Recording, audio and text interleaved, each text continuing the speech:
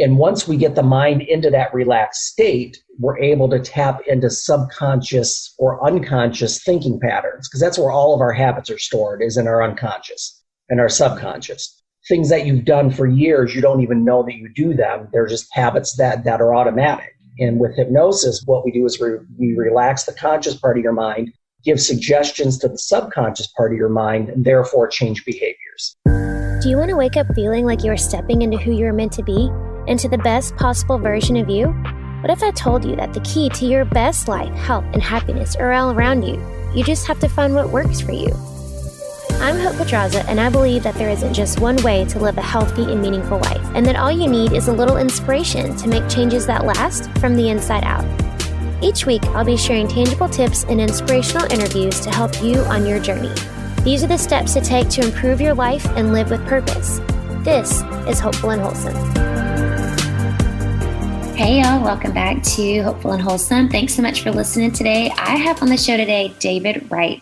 David is a certified hypnotist, hypnotherapist, and he's also a licensed professional counselor. And he is also known as the Motor City Hypnotist. Now, we are talking all about hypnotherapy today, about hypnotism, what it is, where people get stuck, the misconceptions people have about it, and even some ways that you can get started doing it on your own. This one is really fascinating, y'all. This one is for your mind. Y'all take notes. Enjoy. Okay, y'all, so let's get going. I'm so excited to bring on David Wright today. I am completely fascinated by this topic of hypnosis, so I can't wait to learn more. But thanks so much for taking the time today to chat with me, David. I'm so happy to have you. My pleasure. Glad to be here. Yeah, so let's start from the beginning. Just let everybody know who's listening, who you are, and what you do. Okay, my name is David Wright. I am a licensed professional counselor and a certified hypnotist, hypnotherapist. So long story short, I have a bachelor's degree in psychology, a master's degree in counseling. And so I do technically regular therapy, but I also do hypnotherapy as well. I kind of added that way early in my career to my bag of tools, let's say. Nice. Okay. So tell us exactly what is hypnosis and why do you use it in therapy? Hypnosis, simply put, and I've done this millions of times over the years, simply put, it's a relaxed state of body and mind. And the important part there is the mind part. And that's the part that most of us have difficulty relaxing. And I'm sure everybody's experienced this phenomenon where you're just exhausted and you lie down to go to sleep at night. Your body wants to go to sleep, but your mind doesn't shut off. It just keeps running. And that's the part that we want to quiet down and just be silent, if that makes sense. Right. And once we get the mind into that relaxed state, we're able to tap into subconscious or unconscious thinking patterns, because that's where all of our habits are stored, is in our unconscious and our subconscious. Things that you've done for years, you don't even know that you do them. They're just habits that are automatic. And with hypnosis, what we do is we relax the conscious part of your mind, give suggestions to the subconscious part of your mind, and therefore change behaviors. Okay. So simply put, that's what hypnosis is. Okay. So explain this. This is like for my personal benefit as well. Absolutely. Because I've seen stuff and I do meditation. So what is the difference between hypnosis and meditation? Honestly, not much. And if I get clients that come to see me and they say they meditate a lot, I'm already like 90% there. So really the only difference is meditation, you're doing the same thing. You're quieting your body and your mind. What we do with hypnosis, we just add that next step is now we just give you suggestions while you're in that state. I gotcha. To make changes. So yeah, any of my clients that have done meditation regularly or do yoga, anything that's body-mind related, they're way ahead in the process. And those are typically people that I know will be very receptive to the process of hypnosis because they do it most of the time themselves anyway. So the results are going to be a little different if they've already got like in the habit of being able to quiet their mind. Yeah, absolutely. Yeah, they're much better. I hate to use the term subjects, but they're much better subjects for hypnosis because they're already used to quieting their mind. Yeah, no, that makes sense. So what kinds of things are people coming to you for, and are you addressing with hypnosis? I do everything from smoking cessation is a big one that I work with. I do a lot of clients for weight management or weight loss. a lot of clients with anxiety and panic disorders benefit greatly from hypnosis because that is just quieting that active mind down. And I've done a lot of work with athletes in the Detroit area for sports performance to enhance their confidence or focus as far as sports goes. We have a lot of Detroit I guess just because of where we're at, we're a big figure skating area. Mm-hmm. There are a couple of clubs here that have produced Olympian level skaters. Yeah. So I've done a lot of work with figure skaters because that is a very mental intensive sport. Yeah. And you're by yourself, you're all alone. There's nobody to depend on. And most of the time you'll see a lot of these skaters that they can do a routine 1,000 times and practice perfectly. But as soon as that light comes on and they're in a competition, there's this mental blockage or this mental disconnect. Yeah. That's so true. So what kind of benefits do you see people have from this? So like, what are some of the most surprising changes, I guess, that you've seen some of your patients experience? Some of them can be very, very practical changes. I saw a client, it was during the summer. It wasn't this past summer because of COVID, unfortunately, but near the end of last year, I saw a client who'd never been on vacation with her family because you couldn't fly. She had this fear and phobia of flying. Yeah. So I spent 2 sessions with her and she ended up flying across the country for the first time to go on vacation with her family. After 2 sessions? Yeah, after 2 sessions. That's crazy. Mm-hmm. So people really overcome, and it's those suggestions that you're putting in the subconscious. Is that what it is? Yeah, absolutely. That is amazing. That's amazing. And once we make that change, it's really, and I don't want to make it sound simplistic. Sure. But in a way it is, because if you change the thinking pattern, right, you change the feeling and the behaviors that are associated with it. So I know some people, and you might have patients that come into you too, that are skeptical about it, right? Like, what is this woo kind of stuff? Like, what is this? So, and I'm sure there are people that come into you that maybe are afraid of being hypnotized. So what are some of the, I guess, misconceptions that people have about it? There are great misconceptions. Yeah. And I do this. In addition to my clinical practice, I also do hypnosis stage shows, comedy stage shows. Awesome. So this is part of my whole pre-talk is that regardless of what you've seen portrayed in media, as far as movies, TV, I've never seen hypnosis portrayed accurately, let's say. And typically the whole misconception that somehow that if I hypnotize you, I can control you and make you do things.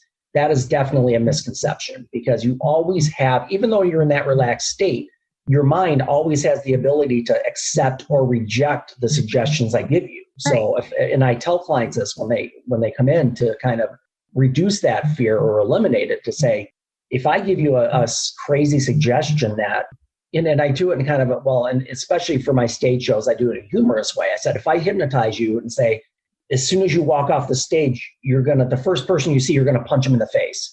Of course, your moral compass is going to come in and say, well, no, I would not do that. So you're going to say no to that suggestion. And just on a side note, I would never suggest that or give somebody that suggestion. But that's something where your mind would just say, well, no, I'm just not going to accept that suggestion. That's not something I would do. Yeah. So, and do you find, I'm assuming since you said people who are more apt to be able to quiet their mind have better results. So do you find the skeptics that come to you, does it take longer for you to kind of get them to that place where they can go into that subconscious? It does sometimes, and it varies from person to person. And typically, I kind of frame it this way, that usually if people come to see me, even if they're skeptical, there is some part of them that's open to it, or they wouldn't have made the appointment in the first place. And it's very interesting because over the years, I've had clients come in and they'll come in and sit down and I'll see from the intake information, they want to stop smoking, let's say. And they'll come and sit down and I say, okay, so you're here to stop smoking. And more than once, a client has said, well, no, my wife or my husband sent me. Right. And I said, well, do you want to quit? That is the question. Because if you don't want to quit, this is not going to work. If you're doing this for somebody else and you're not really invested in it, it's not going to work. It would be like any other therapy. If you're doing it unwillingly, it's not apt to be very effective. Mm-hmm. Yeah, for sure.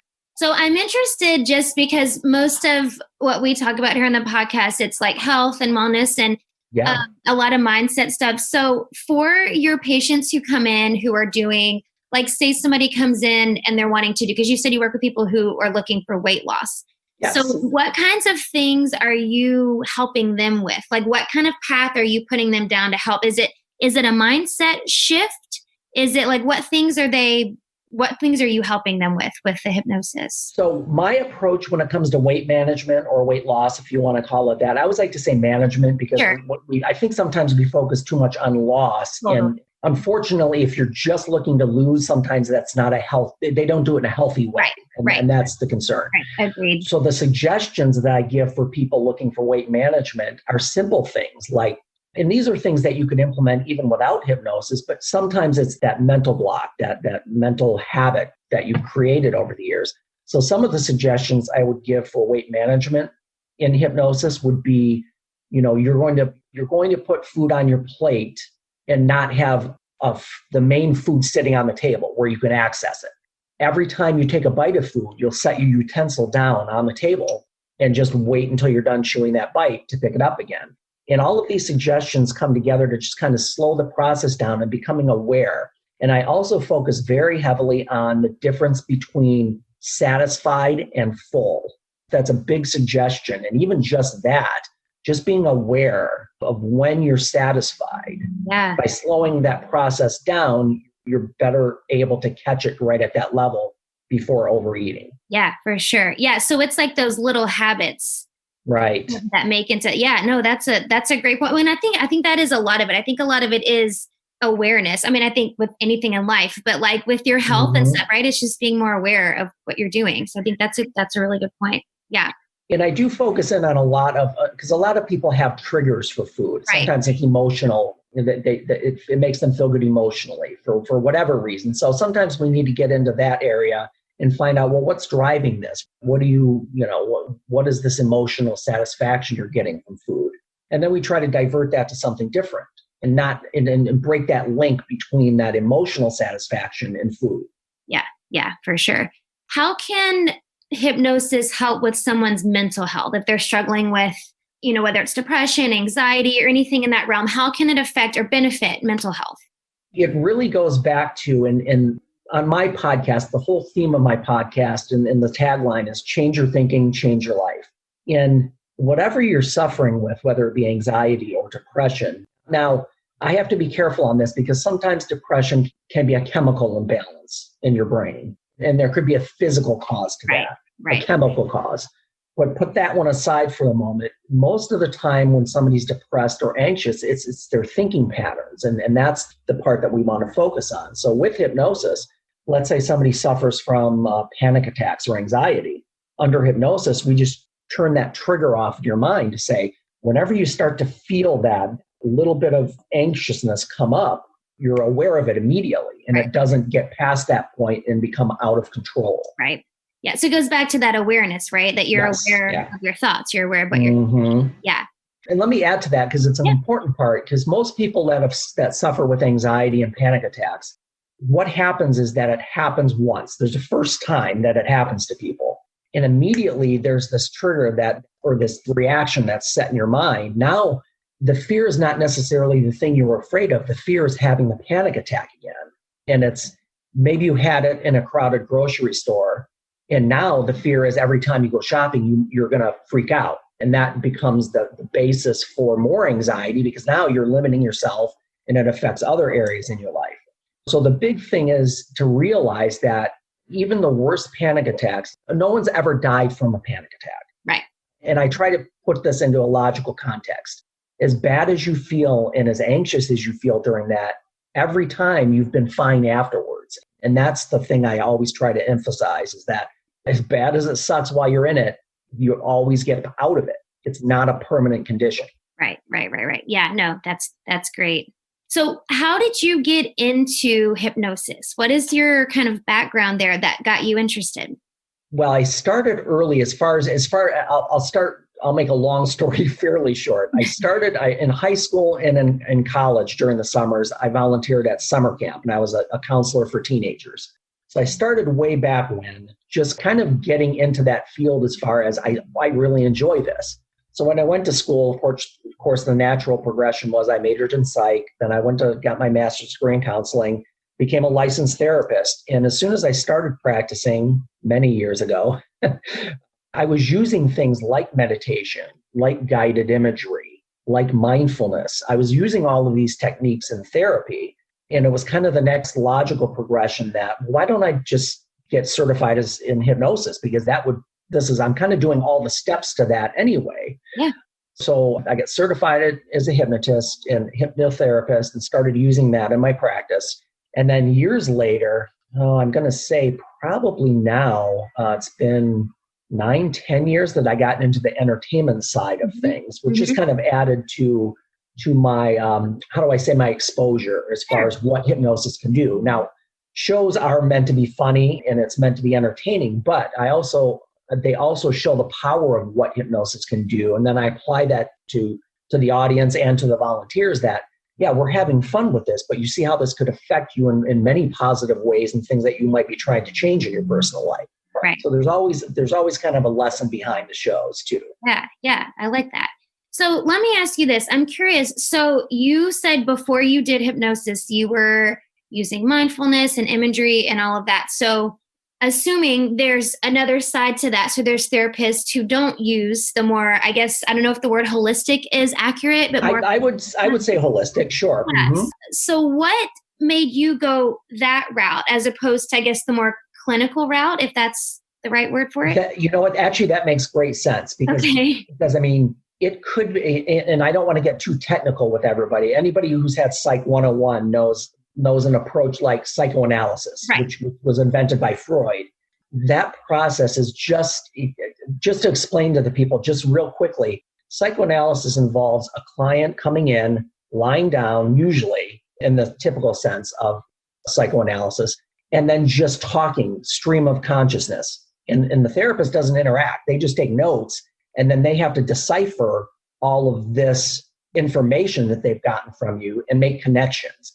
And typically, a full psychoanalysis going 3 to 4 times a week could take 5 or 6 years. So it's not practical. It just doesn't. And that's a really clinical, deep, and I don't know anybody that practices that just alone. So for me, I always felt like going for lack of a better term, it's like, why spend 10 sessions talking about something? Let's get in right away and start to fix it. Yeah. And I know that does sound simplistic, but my approach is I want to get you to where you want to be as quickly as possible. Yeah, sure. And unfortunately, I've been doing this almost 30 years, and I've worked with many, many therapists over the years at different clinics and different places.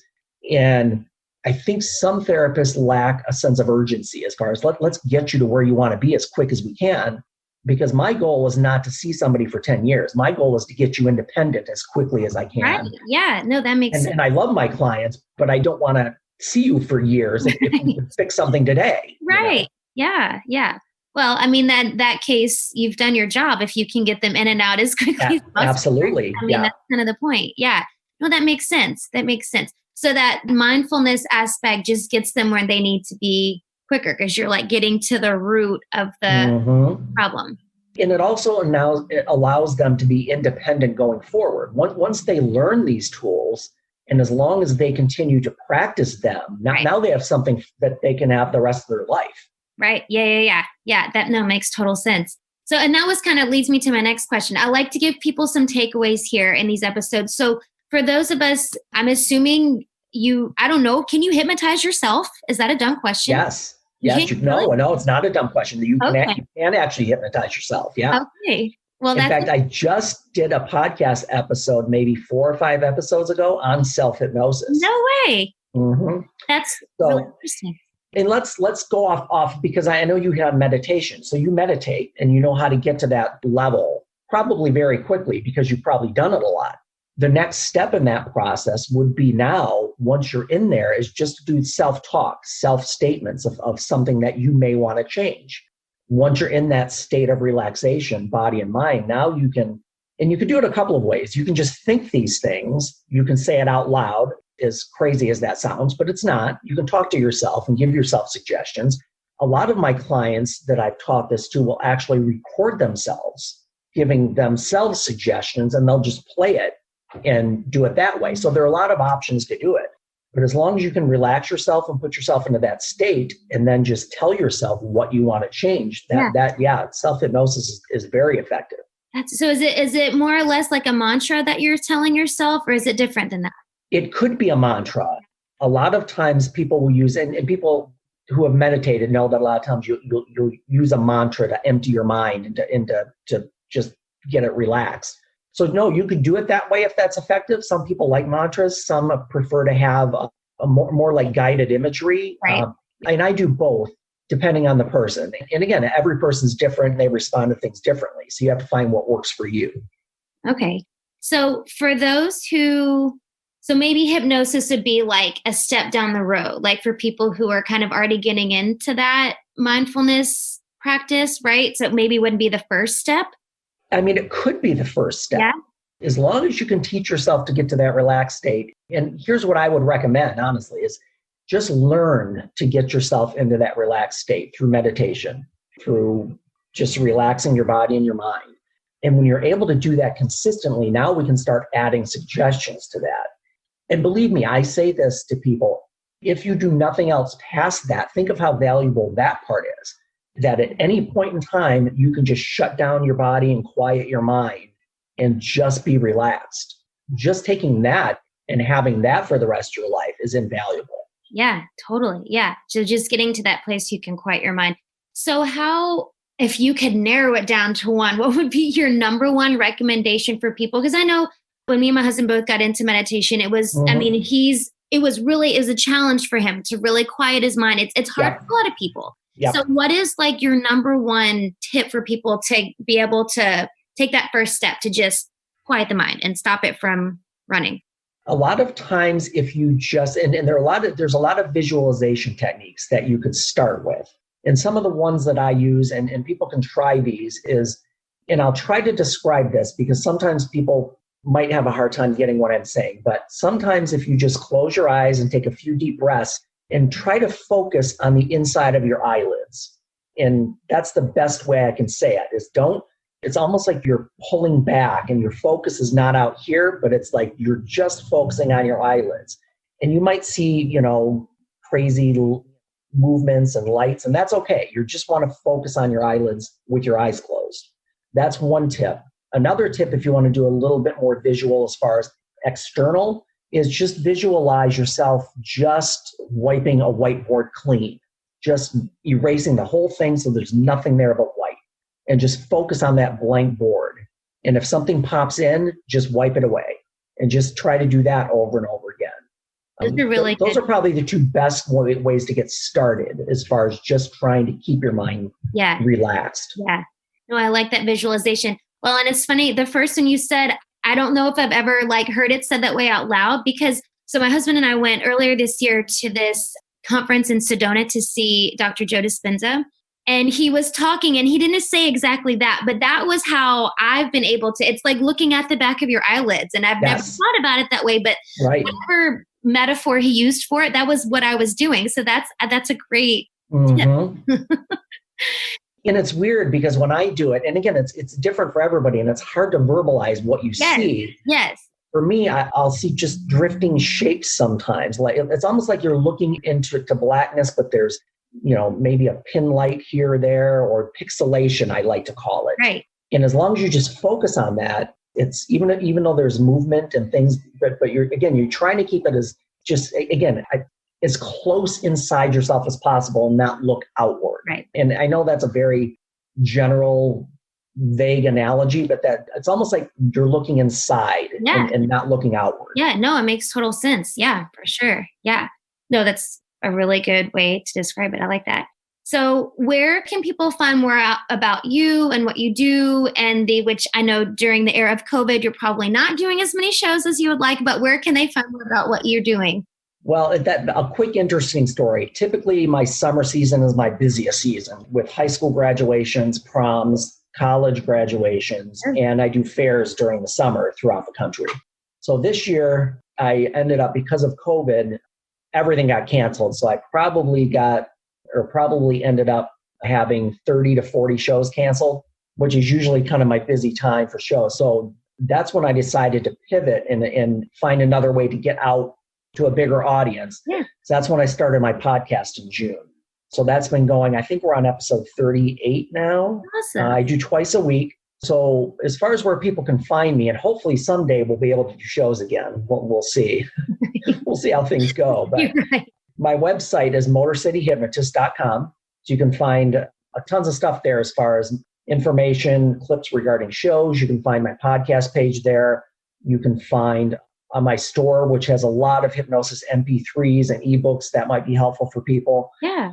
Regarding all kinds of stuff, hypnosis for anxiety, hypnosis for confidence, smoking cessation, weight management, tons of stuff there that they can take a look at. And then the podcast is Motor City Hypnotist Podcast. It's out on all the major podcast providers. Perfect. That's awesome. Thank you. So I like to ask to end with the same question for everyone. What is the most important change people can make or a thing that they can do to live with purpose? I think it's changing and I'll go back and it sounds general, but if you just take this and pinpoint the focus on it, it's just change your thinking. A lot of people fail at things, and by fail, that's a strong word, but a lot of people don't get the things they want out of life because they've had this built-in thought process that they can't do it or that they're unable to do it. And I've said this on the podcast numerous times. Some of the most successful people in the world were not smarter or more talented than you were. For sure. They just focused on doing it and they made it happen. Exactly. That's great. So I would say just get used to changing that thinking process and let yourself believe that you can be successful and that you can do the things that you want to do. Yeah, I love that. That's great advice. Well, I'm going to put all the links to everything that you're doing in the show notes. Everybody can find you. And this has been super enlightening. So thank you. Awesome. I'm glad. I love talking about hypnosis when I'm not able to do it, of course. Yeah, yeah, for sure. Just another way to get I think it's so important to dispel the myths. I think this could be super helpful for people. Yep, absolutely. And again, nothing to be fearful of. And I want to emphasize that as, before we end, if you've had a fear of it or you're a little bit, questioning about it, it's totally safe. As long as you're seeing somebody reputable, of course, that would be with any profession. And it's something that can change your life. If you learn how to do it and you make these changes in your thinking, you'll automatically change how you feel and how you act. It just goes along. They're connected. Your thinking and your behaviors are connected. Mm-hmm. Yeah, totally. Thank you so much, David. Thanks for all the info and the insight. Well, thank you, Hope. Thanks for having me. I appreciate it. Thanks for listening to Hopeful and Wholesome, y'all.